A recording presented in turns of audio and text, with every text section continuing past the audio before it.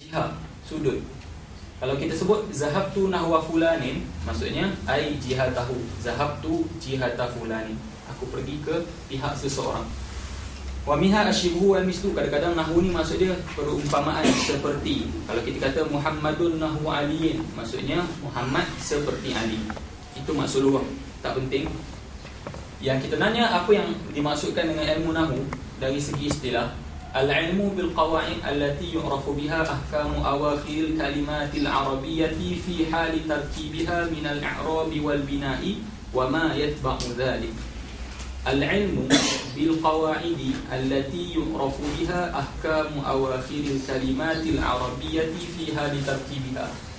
Satu ilmu yang telah diletakkan kaedah-kaedah yang tertentu, yang mana dengan kaedah tersebut kita dapat ketahui hukum di akhir kalimah bahasa Arab ketika dia di dalam jumlah. Semua penting kait itu. Mula sekali ilmu yang diletakkan kaedah-kaedah, yang mana dengan kaedah tersebut kita dapat mengetahui hukum akhir kalimat. Apa poin yang penting? Maksudnya ilmu nahwu hanya memperbahaskan akhir kalimah. Contohlah kalau kalimah tu 6 huruf, huruf pertama, huruf kedua, ketiga, keempat, kelima tu bukan peranan dia. Peranan dia cuma huruf yang ke-6. Macam mana nak hidupkan huruf ke-6? Contoh mustafilul, apa-apalah, tapi dalam huruf yang ke-6 tu kita nak dhammahkan ke, kita nak fathahkan ke, kita nak kasrahkan. Peranan 1, 2, 3, 4, 5 tu peranan siapa? Sorah. Itu peranan sorah. Memang kadang-kadang tak semestinya akhir. Kena dalam jamak muzakkar salim waw kan. Waw tu sebelum akhir. Waw tu sebelum akhir, tapi ni peranannya di akhir kalimah. Yang awal tu peranan sorah. Macam mana nak ubah baris atas, baris dia di bahagian mula-mula. Jadi perbahasan ilmu nahwu cuma perubahan di akhir kalimah, bukan hanya semata-mata di akhir kalimah, ketika kalimah tersebut di dalam jumlah. Contoh orang tanya a'rib zaidun, i'rab zaid. Kita tak boleh i'rab sebab zaid pun satu kalimah. Ilmu nahwu hanya membincangkan kalimah Arab jikalau dia dalam jumlah. Qama zaidun, baru kita boleh Arab. Qama fi'il, zaidun fa'il. Kalau zaidun satu, tak ada apa-apa peranan nahwu untuk nak hidupkan dia baris depan ke baris, kecuali kalau kita takdir. Tapi andai kata kalau kita tanya, memang kita nak masukkan dengan soalan kita satu kalimah tadi tak boleh di Arab, nak jadi mubtada sebab tak ada khabar. Jadi peranan ilmu nahwu untuk kita bariskan akhir kalimah ketika di dalam jumlah yang difahami, baru kita boleh i'rab. Minal i'rabi wal bina, untuk kita ketahui adakah kalimah tersebut mu'rab ataupun mabni. Itu perbahasan dia, itu sahaja. Jadi matlamat kita ngaji ilmu nahwu, kita nak tahu akhir kalimah tu baris apa. Adakah kalimah tersebut mu'rab? Kalau mu'rab dia boleh berubah-ubah. Kalau mabni, dia tu tak akan berubah, tapi dia tu duduk dalam mahal apa, dia jadi apa dalam jumlah. Itu yang dimaksudkan dalam perbahasan ilmu nahwu. Masuk kepada maudhu' ilmi nahwi al-kalimatul arabiyyah min jihatil bahsi an ahwalihal mazkurah. Maudhu' ni apa? Topik perbincangan. Apa dia punya topik? Topik dia hanya menjurus kepada kalimah-kalimah Arab lah. Maksudnya kalimah-kalimah bahasa lain tak menjadi perbahasan lah. Kita pergi sebut bahasa Melayu, tak boleh. Maksudnya bukan perbahasan ilmu nahwu. Ilmu nahwu hanya memperbahaskan kalimah-kalimah yang dalam bahasa Arab sahaja. Sama adalah kalimah mu'rab ataupun mabni secara umumnya. Min jihatil bahsi an ahwalihal mazkur. Samarah, apa dia hasil? Apa dia yang kita nak daripada ilmu nahwu? Samaratu ta'allumi ilmin nahwi siyanatul lisan 'anil khata'i fil kalamil arabi wa fahmul Qur'anil karim wal hadisin nabawi fahman sahihan alladaini huma aslu syari'atil islamiyah wa 'alaihima madaruha. Benda tu mafhum. Maksudnya kita nak jaga lidah kita daripada tersalah dalam berkata-kata dan memahami Quran serta hadis nabawi. Nisbatuhu, apa dia nisbah dia? Wa huwa minal ulumil arabiyyah, ada kena-mengena dalam ilmu-ilmu bahasa Arab. Siapa yang meletakkan dia? Wal masyhuru anna awwal wadi'in li ilmi nahwi huwa Abul Aswad ad-Du'ali. Orang yang pertama mengarang ataupun yang mula-mula mencetus untuk menulis ilmu nahwu ni, walaupun sebenarnya ilmu nahwu ni dah wujud. Kalau zaman Arab dahulu, benda tu dah asil dalam hidup dia, dalam lidah dia memang tak tersalah dalam berkata-kata. Jadi tak perlu kepada satu kaedah. Tapi apabila sampai satu masa, apabila Arab makin kurang dia punya kualiti bahasa Arab kerana bercampurnya dengan ajam, sebab masing-masing berpindah memusafir, jadi berlaku pencampuran di antara Arab dengan orang ajam. Jadi bahasa Arab mula kurang dia punya fasih. Bila kurang fasih, terlintahlah ulama zaman tu untuk meletakkan satu kaedah agar generasi selepas tu tak lupa kaedah tersebut. Jadi siapa yang masyhurnya Abul Aswad Ad-Du'ali dengan perintah Ali bin Abi Talib radhiyallahu anhu. Cerita ni kadang masyhur, kadang tak masyhur. Jadi anda anggap macam orang tak pernah dengar, jadi anda cerita macam mana Abul Aswad Ad-Du'ali boleh terlintas untuk meletakkan ilmu nahwu. Satu malam dia duduk di atas bumbung rumah, kalau Arab panggil sutuh kan, duduk dengan anak perempuan dia. Anak perempuan dia cakap apa? Dia kata, ma ajmalus sama'i. Dia kata, ya abi, ma ajmalus sama'i. Dia kurang macam itulah. Pasal Abul Aswad Ad-Du'ali pun jawab, kawakibuha. Maksudnya apa? Anak dia sebenarnya, dia nak cakap ke ayah dia, alangkah cantiknya malam ni langit. Tapi kerana tersalah sebut ma ajmalus sama'i, bila dia dhammahkan ajmalu dan dia kasrahkan as-sama'i, dia akan jadi maksud apa? Wahai ayah, apakah yang mencantikkan langit? Ma ajmalus sama'i maksud dia lain. Kalau ma ajmalas sama'a maksud dia lain. Ma ajmalas sama'u maksud dia lain. Jadi ayah dia pun jawab, kawakibuha, yang mencantikkan langit, bintang-bintangnya. Jadi anak dia mesti sebut, aku bukan bertanya, aku takjub, tapi aku nak kata aku ni heran dengan kecantikan malam ni. Betul ayah dia kata, kalau macam itulah murad kamu kena sebut ma ajmala as-sama'a. Ma ajmalas sama'a, sama'a jadi maf'ulun bih. Abul Aswad Ad-Du'ali seorang alim yang besar, anak dia sendiri tersalah. Macam mana seorang ayah apabila dia rasa dia tu orang yang tahu fasih, tiba-tiba anak sendiri melakukan kesalahan dalam bahasa Arab. Jadi dia pun mengadu ke Ali bin Abi Talib pada keesokan harinya. Jadi Ali bin Abi Talib kata, tulislah apa-apa kaedah yang terlintas di fikiran kamu agar menjadi satu petunjuklah kepada generasi yang akan datang. Tetapi Abul Aswad Ad-Du'ali dia tak tulis macam yang kita nampak sekarang ni. Dia tengok kebanyakan masa tu apa yang berlaku kesalahan. Contoh masa tu takjub, dia buatlah bab tu, bab yang berlaku kesalahan. Tapi bila datang ulama selepas tu, makin naik sampailah ke masyhurnya Sibawai sendiri. Itu permulaan peletakan ilmu nahwu. Oleh kerana salah daripada anak dia tadilah, dia boleh letak ilmu nahwu tadi. Apa hukum kita mempelajari ilmu nahwu? Wa ta'allumuhu fardun min furudil kifayah. Ini fardu kifayah saja. Wa rubbama ta'ayyana ta'allumuhu ala wahidin fasara fardhu 'ainin 'alaihi. Kemungkinan dalam satu tempat tu tak ada yang mempelajarinya. Contoh dalam kampung itu tu tak ada orang yang alim dalam bahasa Arab. Masa ketika tu jadi fardu 'ain kepada kita untuk mengetahui ilmu nahwu. Sebab fardu kifayah apa? Seorang tahu, yang lain terlepas. Tapi contoh dalam satu kampung tu tak ada seorang pun tahu, semua tak terlepas dari mana seorang tak mempelajarinya. Itu mabadi' asyarah secara ringkas. Dia tak ambil semua, dia tak sebut masail. Dia sebut cuma 5 sahaja. Hanya memadai dengan 5 lah. Wa man hazal jami' faqad hazal syarafa. Tapi kita ambil yang penting. Kita terus masuk kepada ni. Cuma mana kata kita hari ni mungkin yang nak buat lakaran, tak masuk ke dalam kitab. Sebab macam Anda cakap tadi lah, takut kita masuk kitab, kita berhenti dalam tajuk yang masih di awal. Apa yang kita nak perbahaskan dalam ilmu nahwu? Dalam ilmu nahwu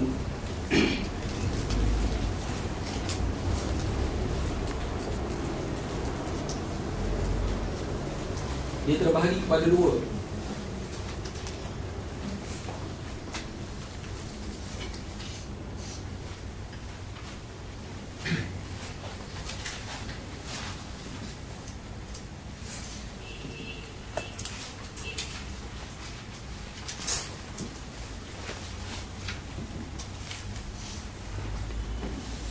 Sama ada perbahasan yang pertama, muqaddimah ilmi nahwi, maksudnya muqaddimah ilmi nahwi. Yang kedua, mawdu'at ilmi nahwi. Perbahasan yang pertama, topik-topik yang perlu dibincangkan untuk kita memahami mawdu'at yang kita nak sampai. Maksudnya tanpa muqaddimah tersebut, kita memang tak akan dapat fahami topik yang kita nak bincang. Apa dia mukadimah? Mukadimah ni poin-poin noktah-noktah yang perlu dilalui oleh kita, tambahan mubtadi, untuk kita memahami maudu'at secara sempurna. Apa dia mukadimah? Mukadimah ni tiga perkara.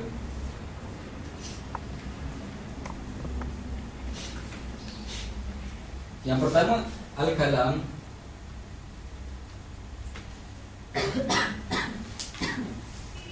Yang kedua, al-i'rab wal bina.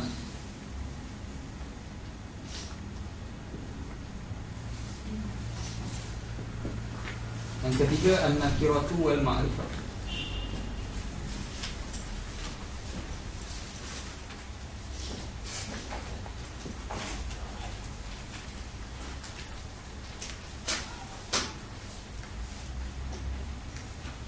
Mukadimah ilmu nahwu hanya pecah kepada tiga benda, tiga perbahasan: al-kalam, al-i'rab wal bina, an-nakirah wal ma'rifah. Sebab apa kita kata dia mukadimah? Dalam i'rab kita tak akan sebut benda tu isim, fi'il atau huruf. Kita tak akan nyatakan dia mu'rab atau mabni. Kita tak akan nyatakan dia tu makrifah atau nakirah. Tetapi kena tahu tiga benda ni untuk kita sampai kepada mawadhi', perkara-perkara, tajuk-tajuk penting dalam ilmu nahwu. Okey, apa dia maudu'at? Tulis dulu. Yang pertama, al-marfu'an, isim-isim yang marfu' ataupun fi'il yang marfu'. Yang kedua, al-mansubat.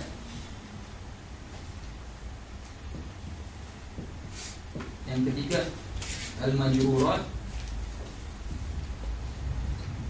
Yang keempat, al-majzumat.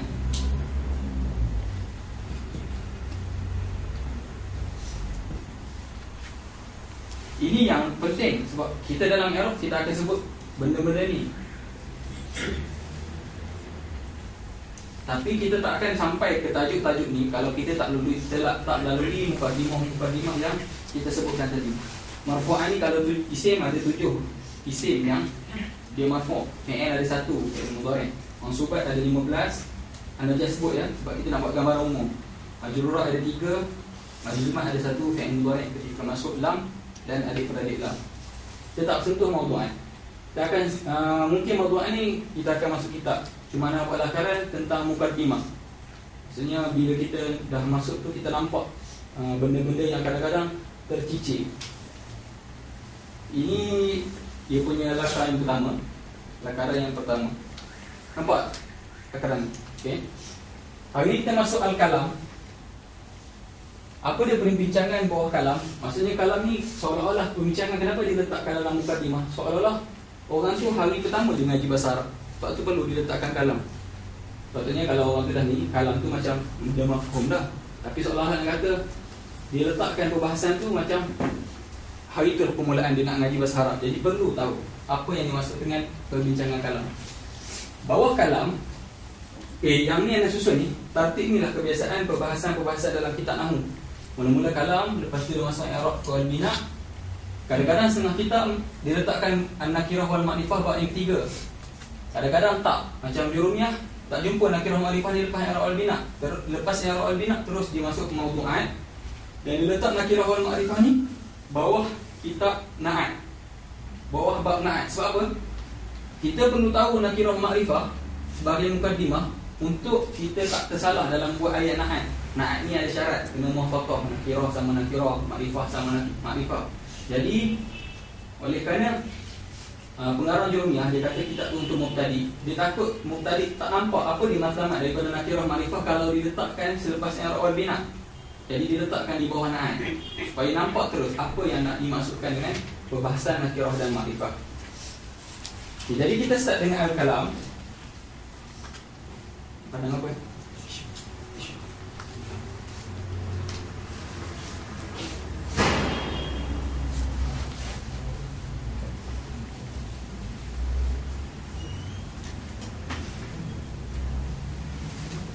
Okay, dalam bab al-kalam, bab yang pertama, maksudnya mukadimah yang pertama, al-kalam.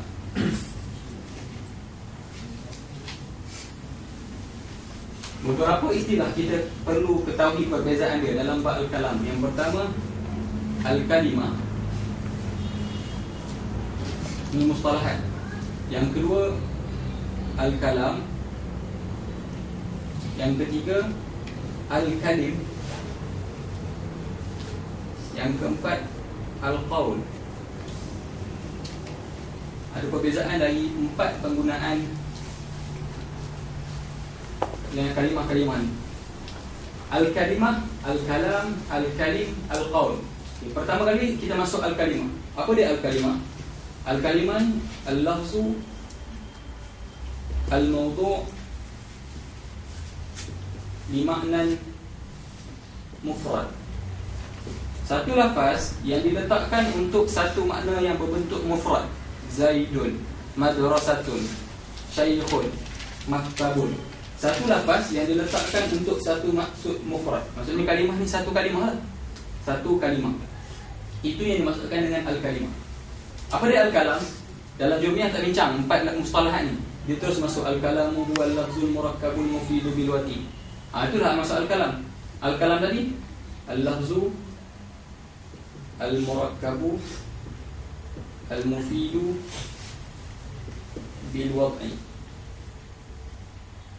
Maksudnya nak jadikan satu benda tu kalam, mesti cukup 4 syarat. Mesti ada lafaz. Tak membedai dengan lafaz. Lafaz tu mesti murakkab. Bila sebut murakkab ni, 2 pun dah cukup lah.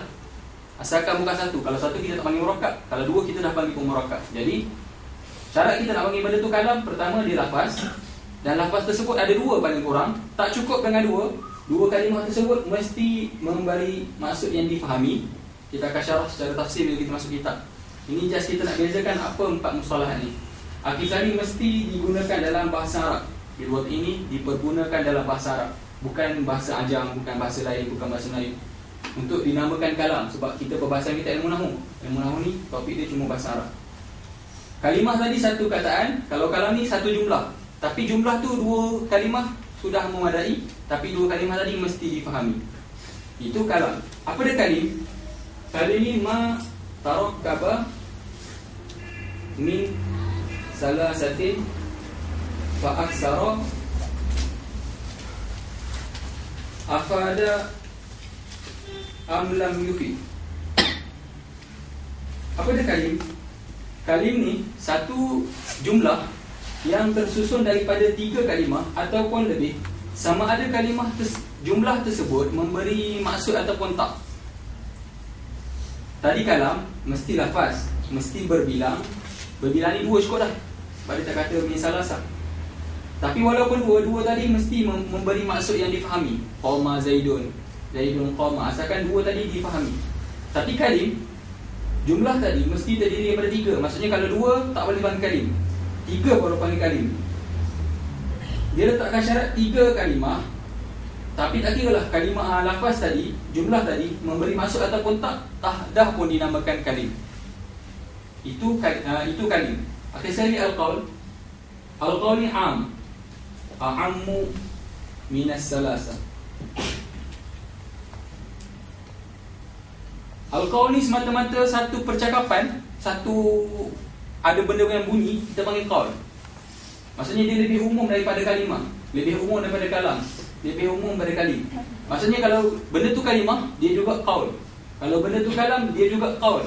Kalau benda tu kalim, dia juga adalah qaul. Itu yang dimaksudkan a'ammu minas salasah.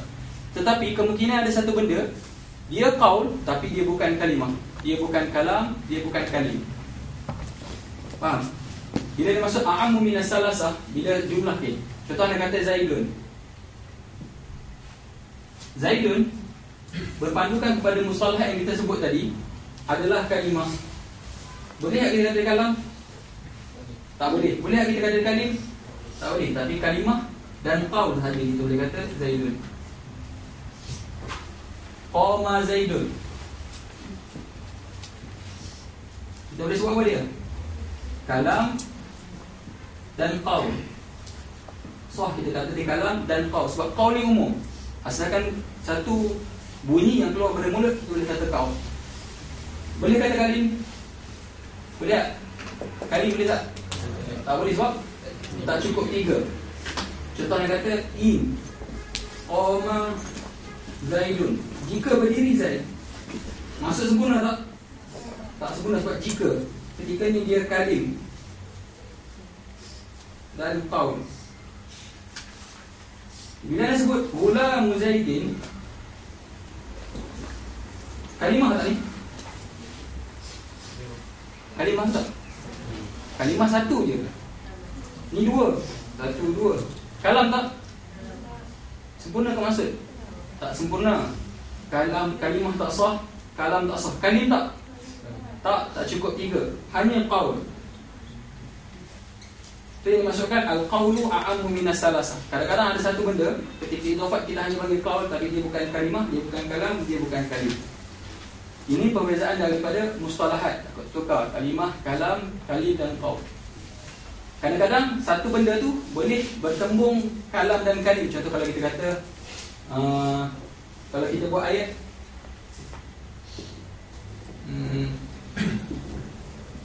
Fulan Zaidun qama Abu. Kalau Zaidun qama Abu ni satu, qama dua, Abu empat, Fu ni dah lima, satu dua ni empat kalimah. Empat kalimah difahami tak? Bila difahami dia kalam. Cukup tiga tak? Jadi dia kalim dan qaul. Asal kalimah tu kalau dua difahami kalam, tapi kalau tiga ke atas faham ke tak faham itu kalim. Itu mustalahat lah, sekadar pendedahan umum. Okay, jadi apa yang kita nak bincang? Okay, awak boleh ni sempat salin. Kita nak bincang hari al-kalimah. Kita nak bincang juzuk satu-satu kalimah. Bukan kita nak bincang kalam secara sepenuhnya. Kalau dalam jumlah disebut al-kalamu wal lafzul murakkabul mufidu bil wati wa aqsamu. Wa aqsamu zahirnya hu tu balik kepada al-kalam. Sebenarnya yang kita nak ketahui bahagian-bahagian kalimah. Kalimah ni ada beberapa jenis. Bukan kalam. Kalam ni bukan ada tiga. Yang dimasukkan dengan bahagiannya tu balik kepada kalam, tapi murad dia bahagian-bahagian kalimah. Maksudnya kalimah ni kalau kita buat ayat bahasa Arab, kita buatlah panjang mana sekalipun, beberapa helai sekalipun, kita cuba bulat, hanya balik kepada tiga benda sahaja, tak lebih. Boleh faham ni?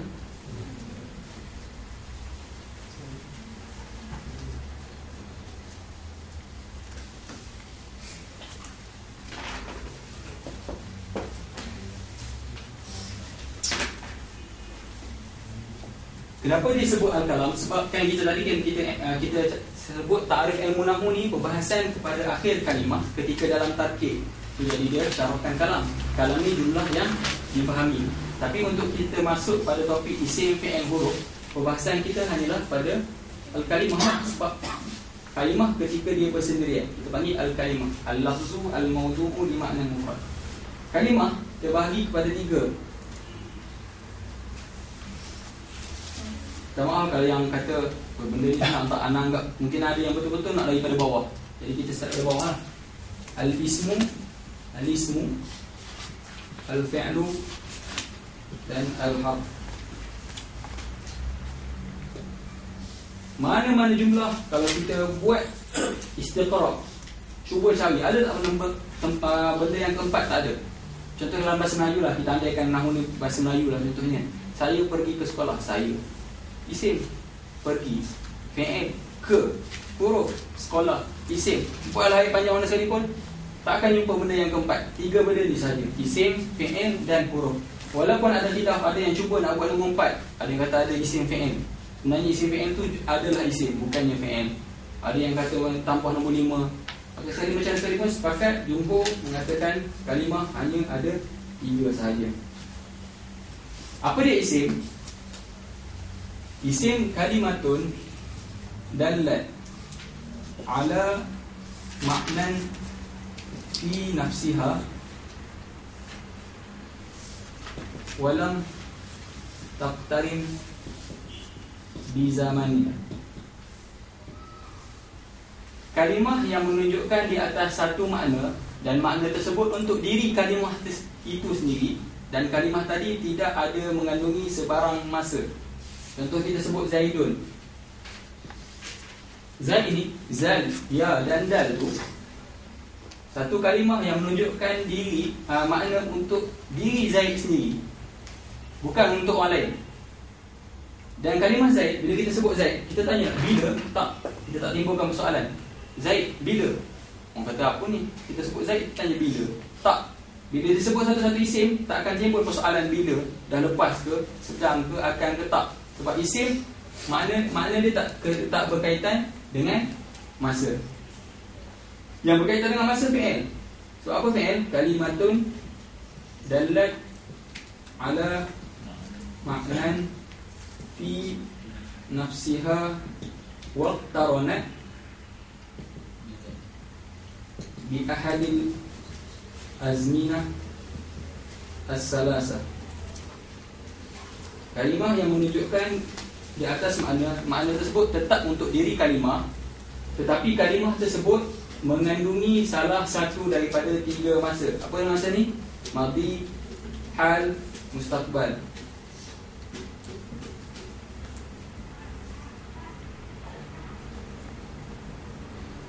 Bila kita sebut dalam bahasa Melayu, contohnya zahaba, masa dia pergi, mesti akan timbul soalan, bila?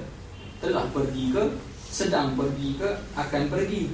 Tapi dalam bahasa Arab, bila kita sebut zahaba, confirm maksudnya telah pergi. Sebab fi'il madhi, contohlah sebut yazhabu. Yazhabu ni orang akan tanya, sedang ke akan? Sebab fi'il mudhari' sama ada maksud dia hal ataupun istiqbal.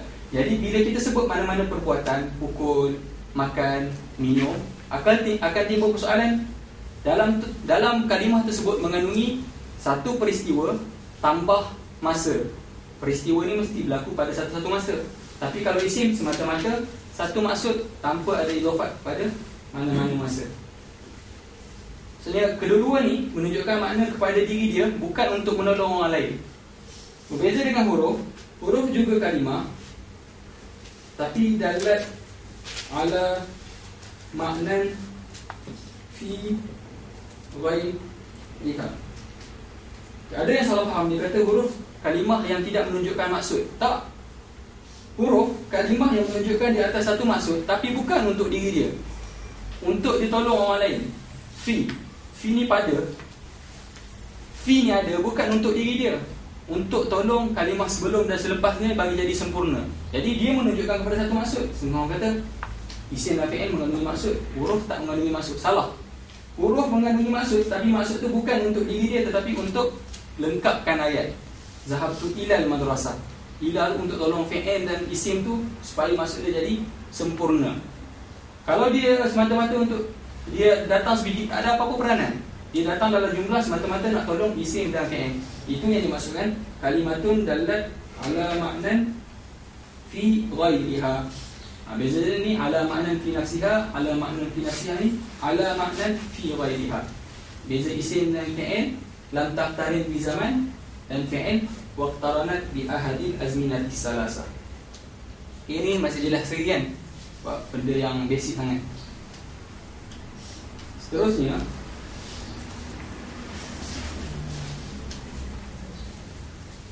perbahasan yang akan dibincangkan dalam mukadimah pertama ni, dia akan masuk alamat setiap satu. Okay, seolah-olah mubtadi tadi dah gambaran lah. Apa dia isim, apa dia fi'il, apa dia huruf, tapi tak mampu nak bezakan dalam jumlah. Jadi ulama-ulama meletakkan beberapa alamat sebagai clue untuk kita cam. Seolah-olah dia ni tak ada apa-apa gambaran. Letak beberapa alamat bagi isim, fi'il dan huruf. Pertama sekali kita masuk alamat isim.